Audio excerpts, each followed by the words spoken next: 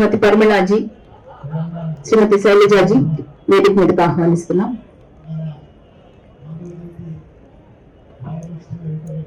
ఈనాటి ముఖ్య అతిథి శ్రీ డాక్టర్ కె అరవిందరావు గారి పరిచయం.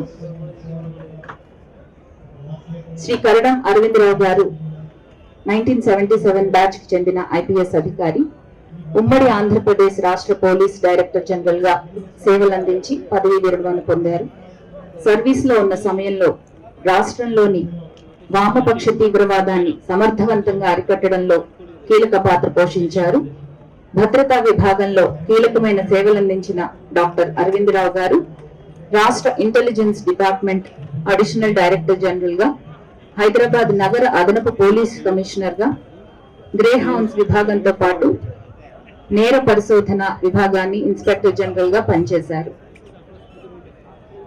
సంస్కృతంలో పిహెచ్డి పట్టా కలిగి ఉన్న అరవిందరావు గారికి సనాతన ధర్మం, వేదాంత, ఉపనిషత్తులు, భగవద్గీత, బ్రహ్మసూత్రాలు మరియు భాష్యాలపై లోతైన అవగాహన ఉంది.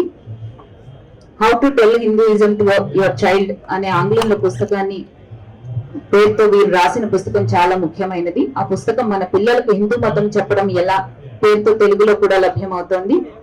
ఇంకా హిందూ ధర్మంపై అవగాహన కలిగిస్తూ అనేక పుస్తకాలను తెలుగు, ఆంగ్ల భాషల్లో వీరు రచించారు. సంస్కృత అధ్యయనంలో చేసిన విశేష సేవలకు గాను భారత ప్రభుత్వ డీమ్డ్ యూనివర్సిటీ రాష్ట్రీయ విద్యాపీఠం వారు శ్రీ అరవిందరావు గారిని వాచస్పతి బిరుదుతో సత్కరించారు. వారికి స్వాగతం. ఈనాటి సభకి ఈనాటి ఆత్మీయ అతిథి శ్రీ ప్రబీర్ కుమార్ మండల్ గారి చిరుపరిచయం. వారి కుటుంబం బంగ్లాదేశ్ నుండి 1970లో శరణార్థులుగా భారత్ వచ్చారు. అనంతరం తెలంగాణ ప్రాంతంలోని సిర్పూర్ కాగజ్ నగర్ వద్ద ప్రభుత్వం శరణార్థుల కోసం ఏర్పాటు చేసిన గ్రామంలో ప్రస్తుతం ఉంటున్నారు. సిర్పూర్ కాగజ్ నగర్ లోనే ఇంటర్మీడియట్ పూర్తి చేశారు. అనంతరం ఢిల్లీలో టీటీసీ అభ్యసించారు. వ్యవసాయం, టైలరింగ్ వీరి ప్రధాన వృత్తి. వీరి గ్రామంలో అనేక సంక్షేమ కార్యక్రమాలతో పాటు హిందూ ధార్మిక సాంస్కృతిక కార్యక్రమాలు కూడా నిర్వహిస్తున్నారు. వారికి ఈనాటి సభకు స్వాగతం. ఈ కార్యక్రమాన్ని సరస్వతి వందనంతో ప్రారంభించుకుందాం.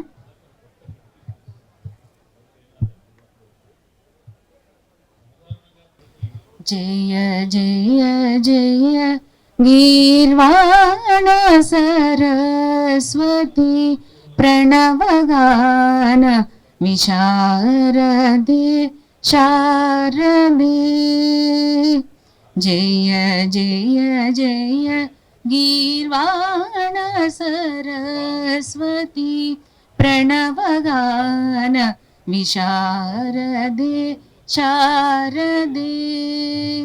బ్రహ్మముఖోద్గత వేద శరీరే బ్రహ్మర్షీనుత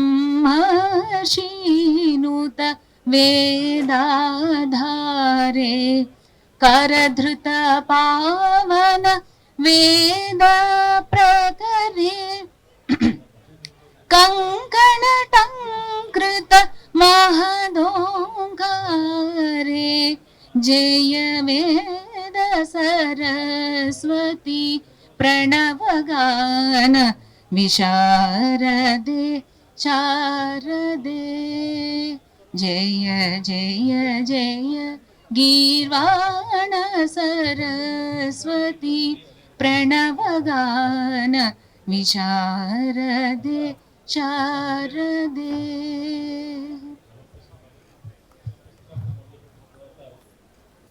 ఈనాటి ముఖ్య అతిథి డాక్టర్ అరవిందరావు గారిని వారి అమృత వచనాలు ఇవ్వవలసిందిగా ఆహ్వానిస్తున్నాం.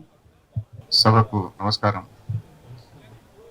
మొట్టమొదటిగా నా అపాలజీస్ ఏంటంటే నేను పుస్తకాన్ని ఇంకా చూడలేదండి. ఇవాళ పుస్తకం రిలీజ్ ఉన్నది బంగ్లాదేశ్లో 1971లో. ఇప్పుడు జరుగుతున్నటువంటి దీని గురించి కాదు, ఇప్పుడు జరుగుతున్నటువంటి అది హింస అనండి వాట్ ఎవర్, దాని గురించి కాదు.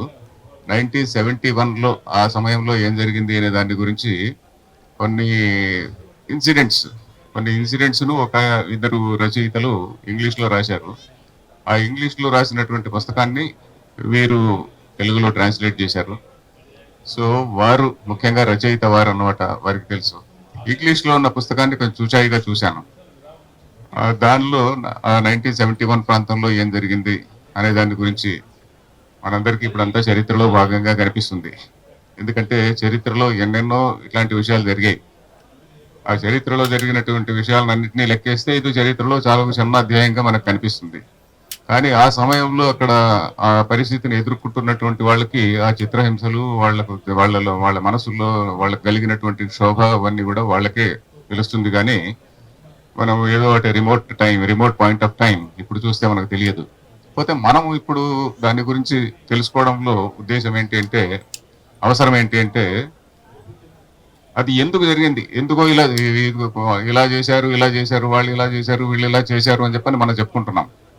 కానీ ఎందుకు అలా చేశారు, ఎందుకు చేయగలిగారు, ఇప్పుడు అలాంటివి జరగకుండా ఉండాలంటే మనం ఏం చేయాలి, మన సమాజంలో మన సొసైటీలో ఇప్పుడు భారతదేశంలో ఉన్నటువంటి పరిస్థితిలో ఇప్పుడు మళ్ళీ అలాంటివి జరగకూడదంటే మనం ఎలా ఉండాలి, ప్రజల్ని ఎలా సెన్సిటైజ్ చేయాలి, ఇట్లాంటి వాటి గురించి కూడా మనం ఆలోచించాలి. ఆ పుస్తకంలో నేను చూసింది ఏంటంటే అనేకమైనటువంటి ఇన్సిడెంట్స్ కోట్ చేశారు. సిరీస్ ఆఫ్ ఇన్సిడెంట్స్ కొన్ని 15-20 చాప్టర్స్ తీసుకుంటే 15-20 చాప్టర్స్ లో కూడా ఆ ఇన్సిడెంట్స్ గురించి కోట్ చేశారు. కానీ ఇన్సిడెంట్స్ ను అనలైజ్ కూడా చేయాలి.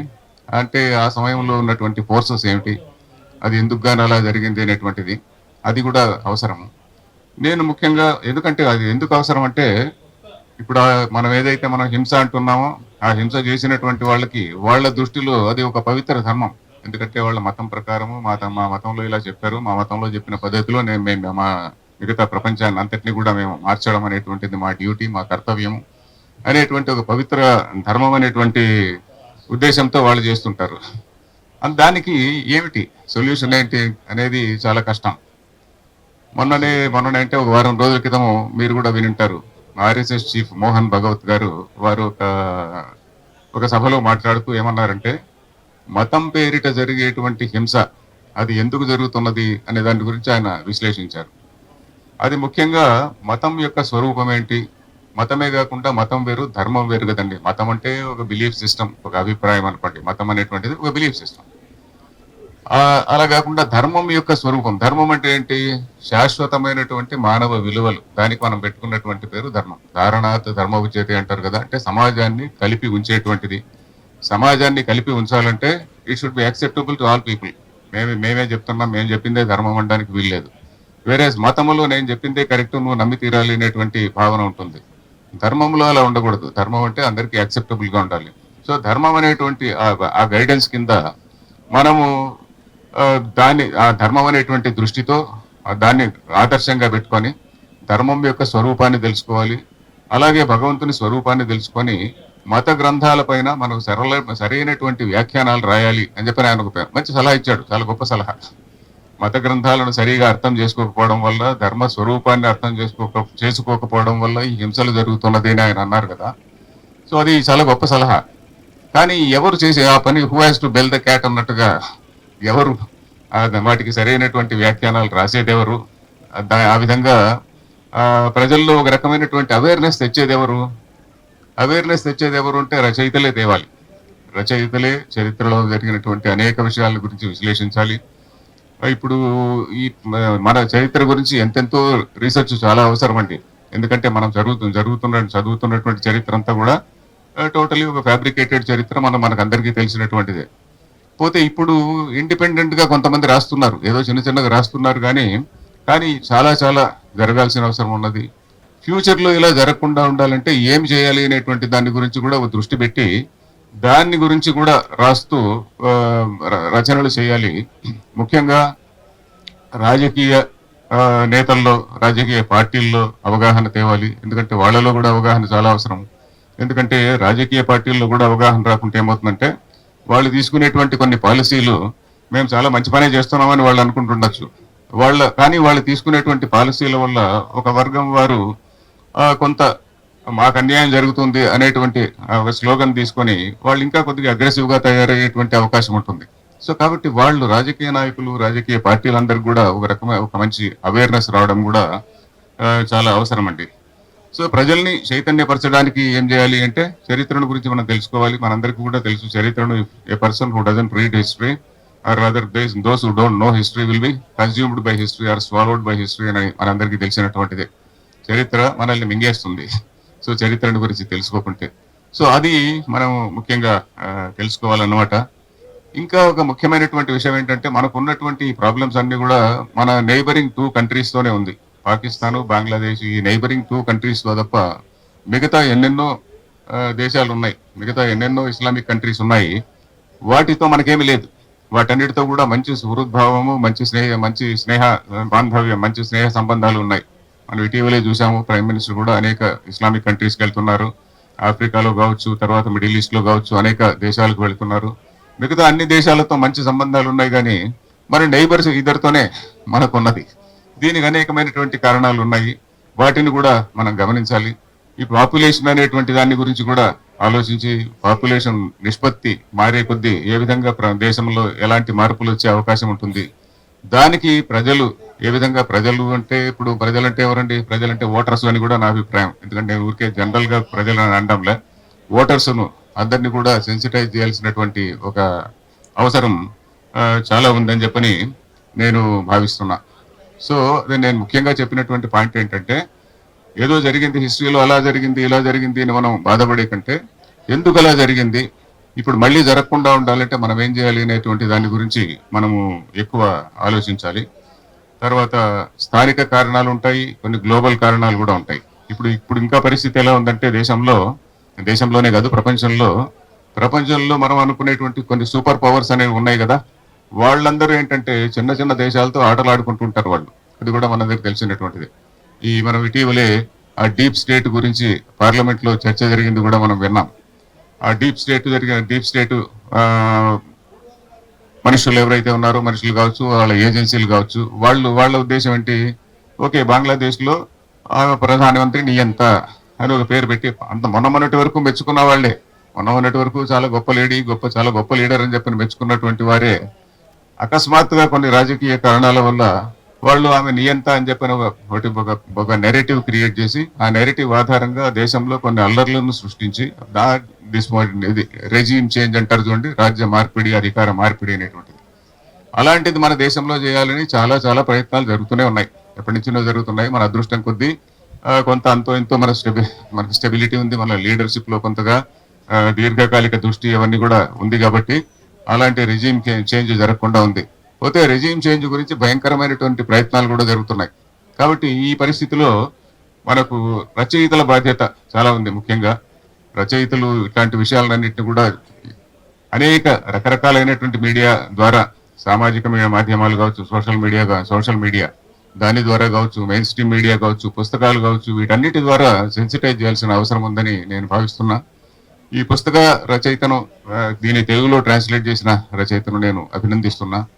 ఎందుకంటే అఫ్ కోర్స్ దీనికి కొన్ని లిమిటేషన్స్ ఉన్నాయి. నేను చెప్పినట్టుగా లిమిటేషన్స్ ఏంటంటే, దీనిలో ఒక సిరీస్ ఆఫ్ స్టోరీ ఇన్సిడెంట్స్ లాగా రాశారు. ఇంకా కొద్దిగా అనలిటికల్ గా ఉంటే బాగుండేదని నాకు అనిపించింది. కాబట్టి ఆయన తప్పేం లేదు. ఒరిజినల్ గా రాసినటువంటి వాళ్ళు కొన్ని అట్లా స్టోరీస్ లాగా రాశారు. స్టోరీస్ అంటే కొన్ని ఇన్సిడెంట్స్ మాత్రం వర్ణించారు. దానివల్ల ఏమవుతుందంటే, మనకు అనవసరంగా అయ్యో మనం ఇంత ఘోరాలు జరిగినాయని మనం బాధపడడం ముఖ్యం కాదు. బాధపడడం వల్ల మనం చేయగలిగింది ఏం లేదు. మనం నెక్స్ట్ ఏం చేయాలి అనేటువంటి దానికి చిన్న గైడెన్స్ కూడా ఉండాలి. అది కూడా మనమందరం కూడా దృష్టిలో పెట్టుకోవాలి. అందరికి కూడా సాధ్యమైనంత చాలా మందిని సెన్సిటైజ్ చేయడానికి మనం ప్రయత్నించాలని చెప్తూ, నాకు ఈ అవకాశం ఇచ్చిన సంవిత్ ప్రకాశన్ వారికి ధన్యవాదాలు తెలుపుతూ సెలవు తీసుకుంటున్నాను. ధన్యవాదాలండి. ఇప్పుడు బంగ్లా హిందువుల అజ్ఞాత మారణకాండ పుస్తక ఆవిష్కరణ చేయవలసిందిగా మన ముఖ్య అతిథి, ఆత్మీయ అతిథి వారిని కోరుతున్నాం.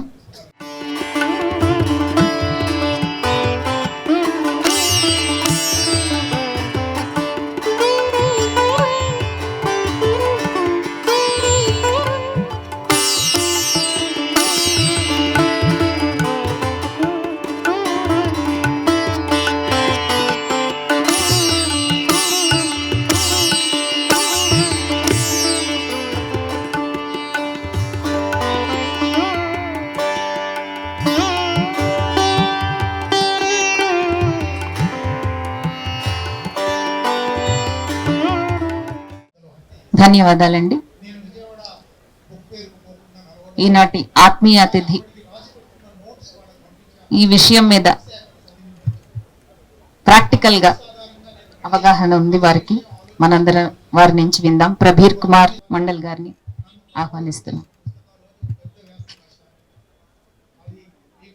పరం పవిత్ర భారత భూమి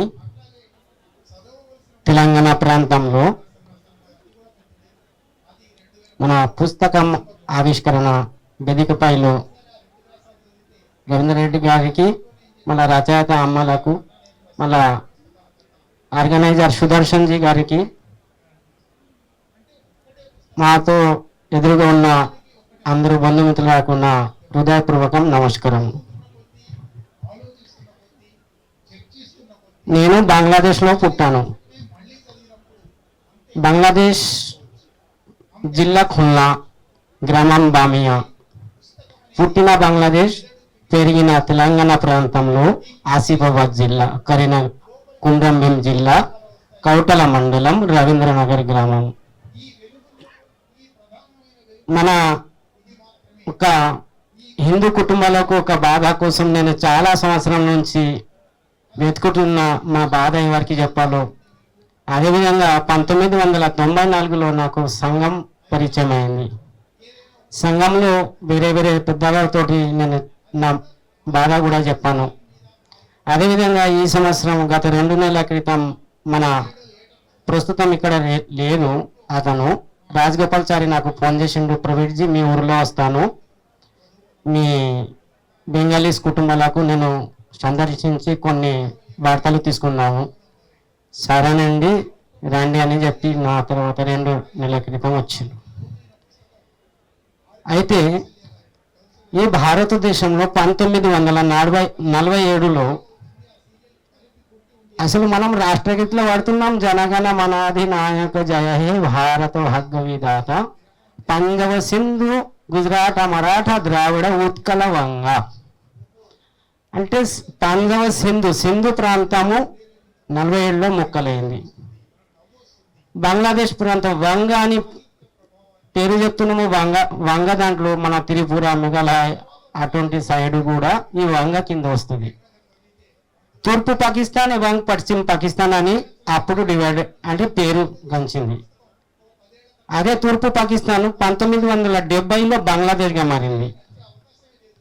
అయితే ఈ డివైడెడ్ అయిన తర్వాత బంగ్లాదేశ్లో కొన్ని ఇస్లామిక్ మతోన్మాదులు హిందువుల పైన దాడి చేయడము, రాత్రిపూట దొంగలించడము, మహిళల మీద అత్యాచారం చేయడము, ఎవరైనా ఇంట్లో బాగా పెద్ద కొంచెం ధన సంపదన ఉన్న వాళ్ళ దగ్గర పోయి ధన సంపదన గుంజుకోవడం ఇవ్వకపోతే వాళ్ళ చిన్న చిన్న నవజాత శిశుని కూడా మీరు ఇవ్వకుంటే మీకు నరికి పారేద్దాము, ఇటువంటి సంఘటన జరిగింది అప్పట్లో. మన గీతలో అంటున్నారు, శ్రీకృష్ణ పరమాత్మ చెప్తారు, శ్రేహాన సాధర్మ విగుణ పరధర్మ సానుష్ఠిత సాధర్మే నిధనం శ్రేహ పరధర్మ భయవాహ అని ఒక శ్లోకం ఉంది. అర్జున్కి చెప్తారు. మనం అక్కడి నుంచి ఎందుకు వచ్చినాం అంటే మన ధర్మాన్ని కాపాడాలని మనం వచ్చినాం ఇక్కడ. ఎందుకంటే మన ధర్మాన్ని నాశనం అవుతే మనం ఒక హిందూగా పుట్టిన, మనం ఒక హిందూగా గర్వించాలంటే మన ఈ దేశంలో పుట్టి పెరిగి మన లాభమే ఉన్నది. అప్పుడు మీరు మత మార్పిడి చేయకపోతే మీకు ఈ ఇస్లామీగా మారవాలి. ఆ ధర్మాన్ని కాపాడ కోసము అప్పుడు కోట్లాది మంది బంగ్లాదేశ్ నుంచి ఇటు వచ్చేసాను. క్యాంపుల బషీర్హాట్లో క్యాంపుల నుంచి తర్వాత వేరే వేరే ప్రాంతాల్లో ఛత్తీస్గఢ్, మహారాష్ట్ర, కర్ణాటక, ఒడిస్సా, రాజస్థాన్, గుజరాత్ అన్ని ప్రాంతాలలో కొన్ని కుటుంబీయులకు డివైడెడ్ చేసుకొని అక్కడ మనకు పునర్నిర్వాసనం ఇచ్చినారు, పునరావాసం. అదేవిధంగా మనకు 4 ఎకరం భూమి, కొన్ని ప్రాంతాలలో 5 ఎకరం భూమి మొత్తం అప్పుడు సెంట్రల్ గవర్నమెంట్ మనకు అందించిండ్రు. ఇప్పుడు ప్రస్తుతం మనం సుఖంగానే ఉన్నాం. నా సొంత మేనమామ ఇప్పుడు బంగ్లాదేశ్లోనే ఉన్నారు. గత 2-3 నెలల నుంచి నాన్న నేను ఏం చేయాలి, అక్కడ గవర్నమెంట్ ఉద్యోగి అతను టీచర్గా పనిచేస్తారు, నేను ఎట్లా బతకాలి, ఎట్లా జీవించాలి, నాకు బాధాకరంగా ఉంది. ఇప్పుడు మాకు ఇక్కడ జాబ్ నుంచి మాకు తీసేస్తే మా కుటుంబాల పరిస్థితి ఏమున్నది. ఈ విధంగా ఆయన ఫోన్ ద్వారా మాట్లాడుతూ ఏడుస్తున్నారు. నేను ఇప్పుడు మా ఇంట్లోనే మన సొంత అత్తమ్మని కూడా ఒకసారి ఇట్లా తీసుకుపోదామంటే అప్పుడు వాళ్ళు తీసుకుపోయినట్టు కూడా చేసిండు. ఇదే విధంగా చాలా కష్టాలు సుఖాలతో ఇప్పుడు ఇక్కడ వచ్చేసిన తర్వాత మనం అందరము లోకల్ మనం తెలుగు వాళ్ళతోటి తెలుగు మాతృభాష వాళ్ళ పక్కలో మనం ఉన్నాము, కలిసిమెలిసి ఉన్నాము.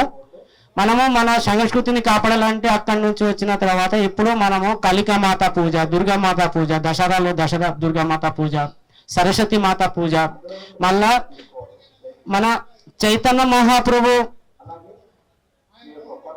హరే రామ హరే కృష్ణ హరి హరే నామ ఇవ కేవలం కలవు నాస్తవ గతి అన్నద అని మనం ఆ యజ్ఞం కూడా హరినామ సంకీర్తనం యజ్ఞం కూడా ప్రతి మన దాదాపు ఒక తెలంగాణలో 16 విలేజెస్ ఉన్నాయి.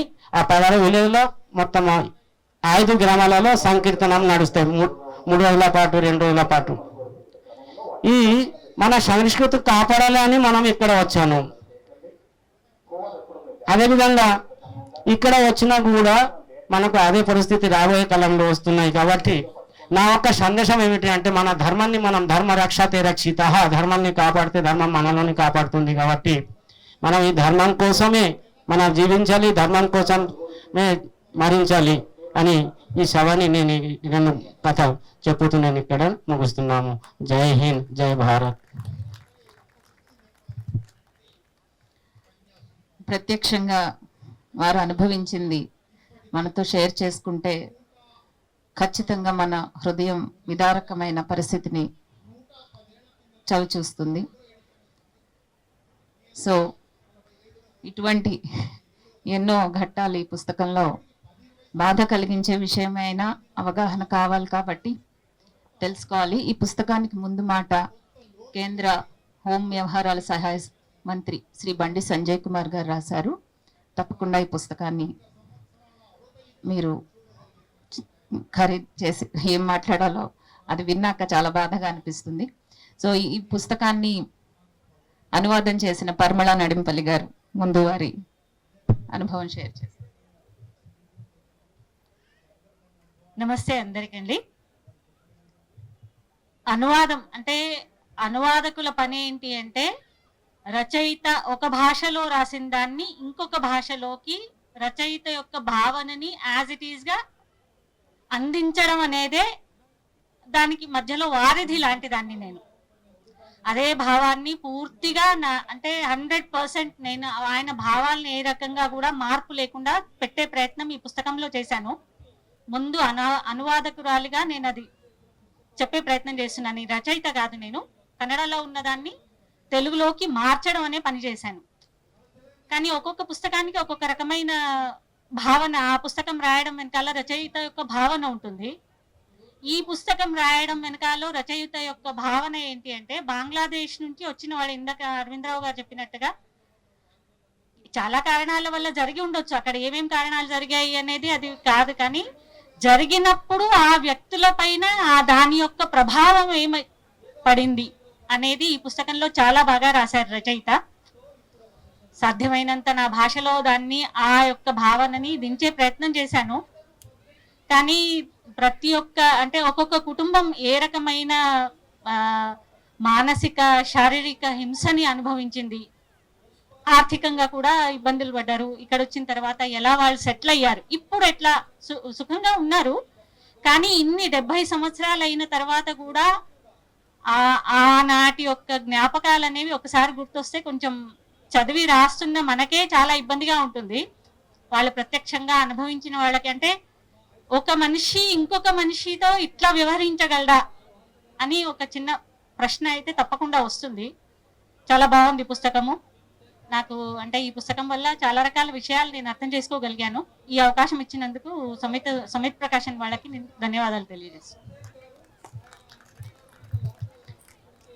అనువాదం చేశారు సురేందర్ గారు, వారిని కూడా ఈ పుస్తకాన్ని రచించారు. వారిని సురేందర్ గారిని కూడా one of the authors of this book Shri Kunti Surender గారు వారు చెప్పవలసిందిగా. ధన్యవాదాలండి. వేదిక పైన ఉన్న పెద్దలు అరవిందరావు గారికి, శైలజ గారికి, ప్రబీర్ గారికి, పరిమళ గారికి నమస్కారాలు. ఈ పుస్తకాన్ని రాసే సందర్భంలో కాగజ్ నగర్కి వెళ్ళడం జరిగింది. ఈ ప్రబీర్ కుమార్ మండల్ గారితో మాట్లాడిన తర్వాత అక్కడికి పోయిన తర్వాత జనరల్గా ఒక విధంగా ఒక దేశం నుంచి శరణార్థుల్లాగా వచ్చినవి ఎప్పుడు పుస్తకాలు చదవడం మాత్రమే జరిగింది, కానీ ఎప్పుడు ప్రత్యక్షంగా వాళ్ళతోటి మాట్లాడిన విషయాలు ఏమీ లేవు. దాని సహజంగా ఇంకటి వీళ్ళ ప్రమేయం ఏమీ లేకుండా ఒక రాజకీయ మార్పు వల్ల వీళ్ళ తరతరాల నుంచి పూర్వీకుల నుంచి ఒక అనుబంధం ఉండి వాళ్ళు పుట్టి పెరిగిన నేలని అకస్మాత్తుగా ఒకే ఒక భయంకరమైన దాడి చేయడం వల్ల పిల్లలని, పెద్దలను, మహిళలను ఎత్తుకుపోయినది వాళ్ళు మాట్లాడుతుంటే అవి విన్న తర్వాత పుస్తకాల్లో చదవడం కన్నా వాళ్ళ మాటల్లో, వాళ్ళ గొంతుల్లో అది ఏర్పడేది. అంటే వాళ్ళ ప్రమేయం ఏం లేదు, అమాయకంగా వాళ్ళతోటి సంసారం చేసుకుంటా, పోషించుకుంటా, వాళ్ళ సంస్కృతిని వాళ్ళు అవలంబిస్తూ ఉన్న సందర్భంలో జరిగిన దాడులు. వాళ్ళు మాట్లాడుతుంటే ఇప్పటికీ దాంట్లో మాట్లాడిన వాళ్ళల్లో ఇప్పటికీ వాళ్ళ కళ్ళల్లో భయం ఉంది, మాకు ఇంకా భయం వేస్తుంది, మేము మా పిల్లలకి చెప్పలేకపోతున్నాము అనే విషయాలు కూడా వాళ్ళు చెప్పారు. సో అది చాలా ఒకటి.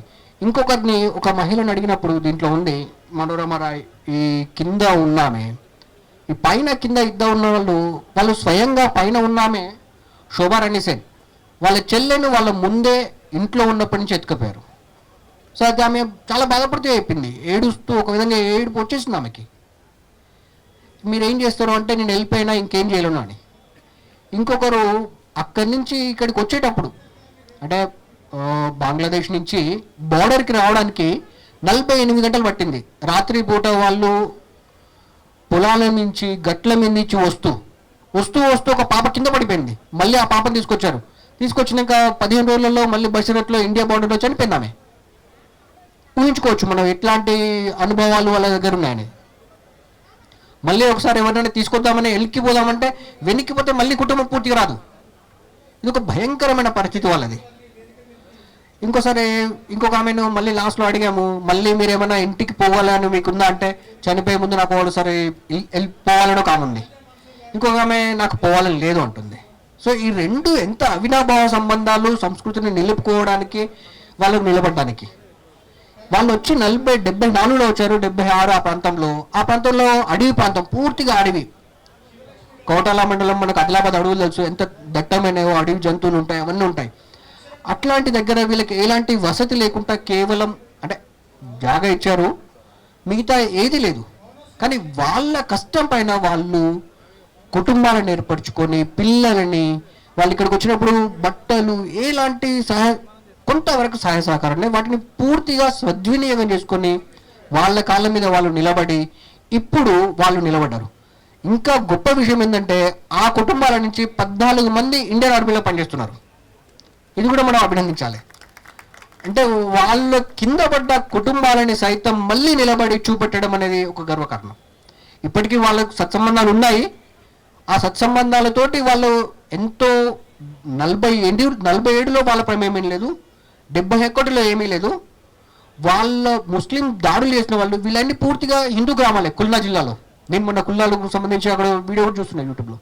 అక్కడ ఏమీ లేదు. ఇప్పుడు అంటే 74 తర్వాత 74, 76 వరకు కూడా జరిగినాయి. తర్వాత 24లో కూడా ఇప్పటికీ సేమ్ అదే పరిస్థితి. ఇప్పుడు అక్కడ జరుగుతుంది. భారతదేశంలో కూడా కొన్ని చోట్ల ఆ పరిస్థితి జరుగుతుంది. సో ఇంతకుముందు అరవిందరావు గారు మాట్లాడుతూ అన్నారు, అనాలిసిస్ లాగా చూస్తూ దాన్ని అర్థం చేసుకున్నంత వరకు మళ్ళీ చరిత్ర పునరావృతం అయ్యే అవకాశం ఉంటుంది. కాబట్టి దాన్ని జాగ్రత్తగా మనం తెలుసుకోవాలి. ఇక్కడ ఎందుకు ఇలాంటి పరిస్థితులు ఎదురవుతున్నాయి, దానికి కారణం ఎవరు, దానికి కారణభూతమైన అంశం ఏంటిది, ఆ అంశానికి సంబంధించి దాన్ని పెంచి పోషిస్తున్నది ఎవరు. దాని ఆధారంగా ఒకప్పుడు 74 సంవత్సరాల క్రితం బంగ్లాదేశ్, పాకిస్తాన్ అనే పదాలు లేవు, దేశాలు లేవు. 76 సంవత్సరాల క్రితము. ఇప్పుడు ఆ రెండు మన పెనుభూతమై ఎందుకు ఒకే కలిసి పెరిగిన పిల్లలము ఎందుకు ఒకరినొకరు చంపుకోవడానికి వచ్చారు? వాళ్ళ మధ్యలోకి రావాల్సిన ఒక అంశం ఏంటి, వాళ్ళను అట్లా ప్రమోట్ చేస్తున్నది, అంతగా చేస్తున్న అంశాలు ఏంటి, వాటిపైన తీవ్రంగా చర్చించాలి. వీళ్ళ కుటుంబాలు 20-26 కుటుంబాలు ఉన్నాయి. ప్రతి కుటుంబంలో ఒక్కొక్క దినగాథ. వాళ్ళు 70 సంవత్సరాలు 80 సంవత్సరాలు ఒక మంది ఇక్కడి నుంచి చనిపోయారు. వాళ్ళు మాట్లాడుతూ బసీరత్ నుంచి రాయ్పూర్ నుంచి వచ్చిన తర్వాత వాళ్ళ దగ్గర కట్టుబట్టలు లేవు, పోవడానికి స్కూల్కి పిల్లలకి బట్టలు లేవు, అయినా వాళ్ళు నిలబడ్డారు. సో ఇదంతా మనం చెప్పేది ఏంటంటే ఇలాంటిది ఇప్పటికీ జరుగుతుంది. మన ముందు తరాల వాళ్ళు ఇలాంటివి జరగకుండా మనం ఎంత ప్రయత్నం చేయగలుగుతాము దాన్ని మనం అర్థం చేసుకోవాలి. ఇవన్నీ చాలా ఇంపార్టెంట్. అందుకే మన సాధారణంగా ఒక మనిషి తరతరాల నుంచి తన భూమి మీద తాను ఉన్న తర్వాత ఒక్కసారి నువ్వు వెళ్ళిపోయి ఇక్కడి నుంచి నీ భూమి కాదున్నప్పుడు ఏ విధంగా ఉంటుంది? దీంట్లో ఒక ఆయన చెప్తాడు, ఆయన పోలీస్ స్టేషన్ పోతే ఆయన వాళ్ళ ముందు ఆయన డైరెక్ట్ అన్నారట ఆయనతోటి, ఇది ముస్లిం దేశము, మీరు భారతదేశం వెళ్ళిపోండి అని. వాళ్ళు వచ్చి ఏడ్చారు, కానీ ఏం చేయలేరు కదా. సో అప్పుడు వీళ్ళందరూ నిలబడి ఒక తీర్మానం చేసుకొని మనం అందరూ వెళ్ళిపోవాలని. ఆ సందర్భంలో కూడా కొన్ని కుటుంబాలు మేము ఇక్కడనే ఉంటాము, ఇక్కడనే పెరుగుతాము అన్నారు. సో రెండు ఉన్నాయి, ఒకటేమో సంస్కృతిని కాపాడుకోవాలని ఒకటి ఉంది, ఇంకో దగ్గర కొట్లాడాలని ఉంది. ఈ రెండింటి మధ్యలో వాళ్ళ సంఘర్షణ ఉంది. ఆ సంఘర్షణ ఇప్పుడు 24లో కూడా జరుగుతుంది. అంటే ఒక 50 సంవత్సరాలు పాకిస్తాన్ దేశం ఏర్పడ్డ తర్వాత కూడా మళ్ళీ వాళ్ళు అదే ఒక అంశం పైన వాళ్ళు కొట్లాడాల్సి వస్తుంది. ఈ కొట్లాడడానికి కారణం ఏంటి అంటే మనిషి సంస్కృతిని పూర్తిగా తీసివేయడానికి ఉన్న కారణాలను మనం అందరము ఒకసారి చూడాలి. ఒకసారి ఒక మనిషి మతం మారిన తర్వాత ఎంత ప్రమాదకరంగా జరుగుతున్నాడు అనేది మనం గుర్తించినప్పుడు ఇలాంటి దురదృష్టకరమైన సంఘటనలు మళ్ళీ మనము డాక్యుమెంట్ చేయకుండా సంస్కృతి పైన మళ్ళీ ఇంకేమైనా డాక్యుమెంట్ చేసుకోవచ్చు. కానీ ఇలాంటి ఘాతలను డాక్యుమెంట్ చేయడం అనేది ఒక విధంగా బాధే కావచ్చు, కానీ ఇంకో విధంగా రెసిలెన్స్ అంటే వాళ్ళు ఎట్లా కొట్లాడుతున్నారు అనేది కూడా మనం ఇక్కడ గమనించవచ్చు. మన దగ్గర కూడా ఆలోచించవచ్చు. 24లో ఇక్కడ ఓల్డ్ సిటీలో కూడా ఒక 24 or 26లో 24,000 మందిని మతం మార్చారు. ఊళ్ళ నుంచి పట్టుకొచ్చి ఇక్కడ మతం మార్చారు. ఇప్పుడు వాళ్ళ కుటుంబాలన్నీ ఇక్కడనే ఉన్నాయి. వాళ్ళు పుట్టిందేమో హిందువుగా పుట్టారు, కానీ లాస్ట్గా ఏమైంది వారికి? వారి ప్రమేయం లేకుండా వాళ్ళు మతం మారాల్సి వచ్చింది. 47లో అదే జరిగింది. ఇప్పటికీ చాలా సందర్భాల్లో జరుగుతుంది. సో ఈ ప్రమాదాలను మనం గుర్తించాలి. ఈ ప్రమాదాన్ని గుర్తించాలి, దానికి కారణాలు ఏంటో మనం తెలుసుకోగలగాలి. వాటిని నేను నాకు కూడా డాక్యుమెంట్ చేసినప్పుడు బాధ అనిపించింది. తర్వాత కానీ ఈ విషయాలన్నీ సమాజానికి తెలియాలి. తెలిసిన తర్వాతనే మళ్ళీ ఇంకోసారి మనం తప్పు చేయలేకుంటుంటాం. ఆ ఉద్దేశంలో చేశాను ఈ పుస్తకాన్ని. అంటే ఈ డాక్యుమెంట్ చేయడానికి నాకు ఇలా అవకాశాన్ని ఇచ్చిన సంబిత్ ప్రకాశన్ గారికి, నా కుటుంబ సభ్యులకి, ఇక్కడ పెద్దలందరికీ ధన్యవాదాలు చెప్తూ ముగిస్తున్నాను. సురేందర్ గారు, ఒక మహాయజ్ఞంలో మీరు దీన్ని తట్టుకుని మాకు అందించారు. నిజంగానే వింటున్న మనకే ఎలా ఉంటే ప్రత్యక్షంగా వారితో మాట్లాడి ఆ విషయాలను తెలుసుకున్నప్పుడు, ఆయన డాక్యుమెంట్ చేస్తున్నప్పుడు అది ఇంకెంత హృదయ విదారకంగా ఉండదు. మనం ఖచ్చితంగా తెలుసుకోవాలి విషయాలు, చరిత్ర అవగాహన కావాలి. ఇది మళ్ళీ రిపీట్ అవ్వకుండా ఏం చేయాలనే దాని మీద మనం ఖచ్చితంగా అనాలిసిస్ చేసుకోవాలి. సో ఈ పుస్తకాన్ని స్టాల్లో కొని చదవండి. సంబిత్ ప్రకాశన్, డైరెక్టర్ శైలజ గారు, ఓట్ ఆఫ్ థ్యాంక్స్.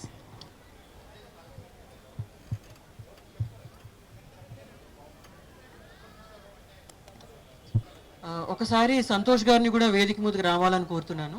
వారు కూడా ఈ తెలంగాణ నుంచి సిర్పూర్ కాగజ్ నగర్ స్టోరీస్ ఏవైతే ఉన్నారో దానిలో డాక్యుమెంటేషన్లో వారు కూడా పాల్పంచుకున్నారు. ఒకసారి వేదిక మీదకి రావాలని కోరుతున్నాను. ఈ పుస్తకం గురించి ఒక చిన్న 2 వాక్యాలు మాత్రమే. సురేందర్ గారు, సంతోష్ గారు కలిపి మన తెలంగాణ సిర్పూర్ కాగజ్ నగర్ స్టోరీస్ ఏవైతే ఉన్నాయో కేస్ స్టడీస్ లాగా వాటిని డాక్యుమెంట్ చేసి అనువాదం కూడా చేశారు. థ్యాంక్ యూ సంతోష్ గారు. ఈ పుస్తకము ముఖ్యంగా ఇది బంగ్లా హిందువుల అజ్ఞాత మారణకాండ అనే పుస్తకము. దీన్ని కన్నడ నుంచి పరిమళ గారు తెలుగులో ట్రాన్స్లేట్ చేశారు. చాలా చక్కగా చేశారు. థ్యాంక్ యూ పరిమళ గారు. ఆవిడ సంబిత్ ప్రకాశన్లో కూడా మెంబర్ తను. దీనికి ఇందాక రాజేశ్వర్ గారు చెప్పినట్లు బండి సంజయ్ గారు దీనికి ముందు మాట రాశారు. సో మీరు అవన్నీ చూసి దాన్ని హోల్ కాంటెక్స్ట్ కనుక అర్థం చేసుకుంటే చాలా బాగుంటుంది మనకి. దీని ఇంగ్లీష్ బుక్ కూడా ఉంది, ద ఫర్గాటెన్ జెనోసైడ్ అని. అది కూడా ఇక్కడ అవైలబుల్గా ఉంటుంది, దాన్ని కూడా మీరు చూడొచ్చు, అయోధ్య పబ్లికేషన్స్ వారిది. సో సంబిత్ ప్రకాశన్ గురించి ఒక 2 మాటలు చెప్పి ముగిస్తాను. గత 3-4 సంవత్సరాలుగా మనం సంబిత్ ప్రకాశన్ పేరు మీద ఎన్నో ప్రచురణలు చేశాము. నియర్లీ 45 బుక్స్ మనం ప్రచురణ చేశాము. దాంట్లో మెజారిటీ తెలుగు బుక్స్, తర్వాత కొన్ని ఇంగ్లీష్ బుక్స్ కూడా ఉన్నాయి. ఇందాక సార్ అరవిందరావు గారు మాట్లాడుతూ చెప్పారు, మనము వివిధ సబ్జెక్ట్స్ పైన ఎలా మన అధ్యయనం ఉండాలి, ఇది ఎలా విశ్లేషణ ఉండాలి అనేసి అని ఆయన చెప్పారు ఆల్రెడీ. సార్ అదే మేము చేస్తున్నాము సంబిత్ ప్రకాశన్ తరఫున అని చెప్పడానికి నాకు చాలా సంతోషంగా ఉంది. సో మనం వేరియస్ సబ్జెక్ట్స్ తీసుకుని, చాలా టఫ్ సబ్జెక్ట్స్ తీసుకుని నాకు తెలిసి తెలుగులో ఇట్లాంటి సబ్జెక్ట్స్ ఇంకెవరు ప్రచురణ చేయట్లేదు. కోర్స్ అరవిందరావు గారు చేశారు చాలా వర్క్. ఆయన రీసెంట్గా కూడా ఆయన కంపారిటివ్ స్టడీ చేశారు ఇండిక్ రిలీజియన్స్ గురించి, చాలా గొప్ప పుస్తకం, అది కూడా తెలుగులో కూడా ఉంది అది. సో ఇట్లాంటి టఫ్ సబ్జెక్ట్స్ చేస్తున్న వారు చాలా కొద్ది మంది మాత్రమే. దాంట్లో సంబిత్ ప్రకాశన్ ఒకరు. గత 4 సంవత్సరాలుగా మనం మోర్ దాన్ 45 బుక్స్ మనం చేశాము. దాంట్లో సోషియో కల్చరల్ హిస్టరీస్తో పాటుగా వివిధ మతాలు వాటి అధ్యయనాలు కూడా ఉన్నాయి. ఉదాహరణకి ఆఖరి ప్రవక్త అని చేశాము, ఖిలాఫత్ మూవ్మెంట్ మీద చేశాము, టిప్పు సుల్తాన్ మీద చేశాము. తర్వాత ఒక 20 years క్రితము ప్రొఫెసర్ శేషగిరిరావు గారు పొలిటికల్ ఇస్లాం మీద ఒక బుక్ రాశారు, దాన్ని మనం రీప్రింట్ చేశాము. సో ఇట్లా మీరు ఒక సిరీస్ కనుక మీరు చూసుకునేటట్టయితే వివిధ మతాలు ఇండియాలో ఎలా ఎగ్జిస్ట్ అవుతున్నాయి, లేకపోతే మన దేశంలో వాటి మధ్య ఎట్లాంటి కాంట్రడిక్షన్స్ లేకపోతే ఎట్లాంటి కాన్ఫ్లిక్ట్స్ ఎరేజ్ అవుతున్నాయో వాటి మీద మనము సిరీస్ ఆఫ్ బుక్స్ వేసాము. మీరు దయచేసి సంబిత్ప్రకాశన్.com కనుక మీరు చూసినట్లయితే మీరు అందులో మీరు రకరకాల పుస్తకాలు మీరు చూస్తారు. అలాగే క్రిస్టియానిటీ మీద కూడా చేశాము, అలాగే హిందుత్వం మీద కూడా చేశాము. ముఖ్యంగా సోషియో కల్చరల్ హిస్టరీస్ మీద మనం చాలా పుస్తకాలు చేశాము, ఇంకా చాలా పుస్తకాలు కూడా మనం చేయబోతున్నాము. మీరందరికీ సంబిత్ప్రకాశన్.comలోకి వెళ్ళి ఆ పుస్తకాలన్నీ చూసి, because it's a very rare content, basically tough subjects also, కాబట్టి ఈ రేర్ కంటెంట్ అన్ని చూసి మీరు హిందూ ఈ షాప్లో వీటన్నింటినీ కొనాలని మా విజ్ఞప్తి. I just hand over the mike to Rajeshwari గారు. ఈనాటి అతిథులకి చిరు సత్కారం. ఆయుష్ గారిని, శ్రీ అరవిందరావు గారిని సత్కరించవలసిందిగా కోరుతున్నాం. డాక్టర్ అరవిందరావు గారు.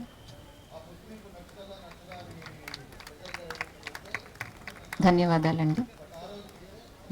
ప్రబీర్ కుమార్ మండల్ గారు.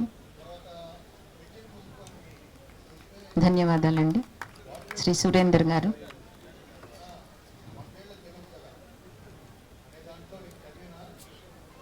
పుస్తక రచయిత, వన్ ఆఫ్ ది ఆథర్స్.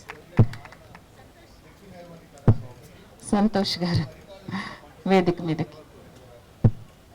ఇటువంటి టాపిక్ పట్టుకోవాలంటేనే చాలా గట్స్ ఉండాలండి. ధన్యవాదాలండి. అనువాదం చేసిన పరిమళ గారు, ఆయుష్ గారి శ్రీమతి. ధన్యవాదాలండి.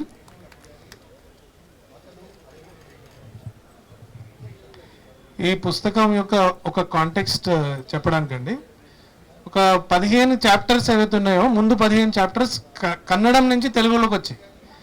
రాయచూర్ దగ్గర సింధనూర్ అనే ఒక ఊరుంది. ఇంతకుముందు ఎట్లయితే ఇక్కడ సిర్పూర్ కాగజ్ నగర్ దగ్గర తెలంగాణలో ఉందో అట్లా సింధనూర్ దగ్గర సెటిల్మెంట్ ఉంది, రిఫ్యూజీ క్యాంప్. అక్కడ ముందు కర్ణాటక నుంచి, బెంగళూరు నుంచి ఒక టీం, అయోధ్య పబ్లికేషన్ వాళ్ళ టీం, దానిలో 4 వినాయక్ భట్, రోహిత్ చక్రతీర్థ, గీర్వాణి, వృషాంక్ భట్, వీళ్ళు 4 అక్కడికి వెళ్ళి ముందు అక్కడ ఇంటర్వ్యూ చేసి కలెక్ట్ చేశారు డేటా. సో కన్నడలో ముందు పుస్తకం వచ్చింది. దాని తర్వాత దాన్ని ఇంగ్లీష్లో ప్రవీణ్ పట్వర్ధన్ అండ్ ప్రశాంత్ వైద్యరాజ్ అని ఇద్దరు ఇంగ్లీష్లో అనువాదం చేశారు. The genocide that was never told, అది పుస్తకం ఇంగ్లీష్లో వచ్చింది. ఇది కన్నడ నుంచి ముందు మనం 15 చాప్టర్స్ చేసినప్పుడు యాదృచ్ఛికంగా దేవేంద్రజీ మన పూర్వ ప్రాంత ప్రచారక్ గారు కలిసినప్పుడు వారు చెప్పారు ఇట్లా సిర్పూర్ కాగజ్ నగర్ దగ్గర కూడా ఒక సెటిల్మెంట్ ఉందని. అయితే అప్పుడు మనము టీం వేసుకుని ప్రవీర్జీతో కాంటాక్ట్ అయ్యాము. సో తెలంగాణలో ఉన్న లాస్ట్ దీంట్లో 22 చాప్టర్స్లో 7 చాప్టర్స్ తెలంగాణకు సంబంధించిన, 15 చాప్టర్స్ దీంట్లో కర్ణాటకకు సంబంధించిన కథలు. దీంట్లో 15 ఇంగ్లీష్ పుస్తకము ఈ genocide that was never told ఇక్కడ ఉన్నది.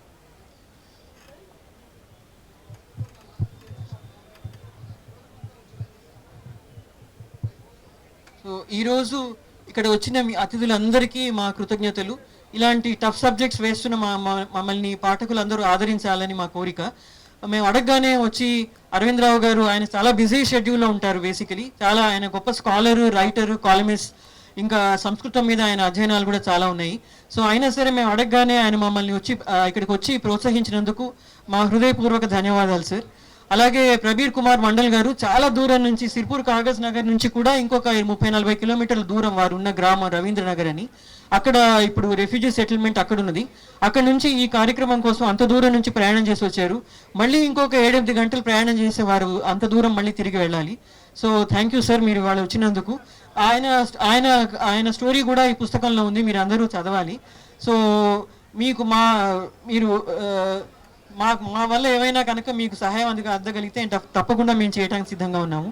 అట్లాగే ఈ పుస్తకాన్ని కన్నడ నుంచి ట్రాన్స్లేట్ చేసిన పరిమళ గారు మనతోనే ఉన్నారు. తనకి చాలా ధన్యవాదాలు, ఎందుకంటే చాలా ఇమోషనల్ పార్ట్స్ అన్ని కూడా చాలా అద్భుతంగా ఆవిడ అనువాదం చేశారు. మీరు చదివినప్పుడు మీకు అవన్నీ అర్థమవుతాయి. సురేందర్ గారు, సంతోష్ గారు స్వయంగా వెళ్ళి సిర్పూర్ కాగజ్ నగర్కి అక్కడంతా డాక్యుమెంటేషన్ చేసి తీసుకొచ్చి ఫొటోస్ తీసి వాటన్నింటినీ తెలుగులో, ముందు బెంగాలీలో మాట్లాడారు వాళ్ళు యాక్చువల్గా. సో వాటన్నింటినీ తెలుగు చేసుకోవడానికి మాకు కొద్ది రోజులు పట్టింది. వారిద్దరికీ కూడా మా హృదయపూర్వక ధన్యవాదాలు. అడగగానే ఎప్పుడు రాజేశ్వరి గారు ఎప్పుడు కూడా మన ముందు ఉంటారు. సో ఆవిడ పాటలు పాడగలరు, మాటలు మాట్లాడగలరు. సో వారికి చాలా చాలా కృతజ్ఞతలు. She's our great friend basically. So ఈ సమావేశం మనం ఇక్కడ చేసుకోవటానికి మనకి అవకాశం ఇచ్చి వేదికనిచ్చిన హైదరాబాద్ బుక్ ఫెయిర్ వారికి కూడా మా హృదయపూర్వక ధన్యవాదాలు. Thank you so much. అందరూ ఇక్కడికి వచ్చినందుకు దయచేసి నేను మళ్ళీ ఇంకొకసారి చెప్తున్నాను, సంవిత్ ప్రకాషన్కి ఒకసారి ఆ .com వెళ్ళి ఆ వెబ్సైట్ చూసి అక్కడున్న పుస్తకాలన్నీ కూడా మీరు ఒకసారి చూసి కొనుగోలు చేయాలని మా విజ్ఞప్తి. Thank you so much. ఈ పుస్తకం వెల 120 రూపీస్, ఈ రోజు ఇక్కడ 100 రూపాయలకి లభిస్తుంది. Please buy. And stall number 182లో ఇటువంటి పుస్తకాలు, మా పుస్తకాలన్నీ అక్కడ పెట్టబడ్డాయి. Please go and pick them up. ధన్యవాదాలు. Thank you so much.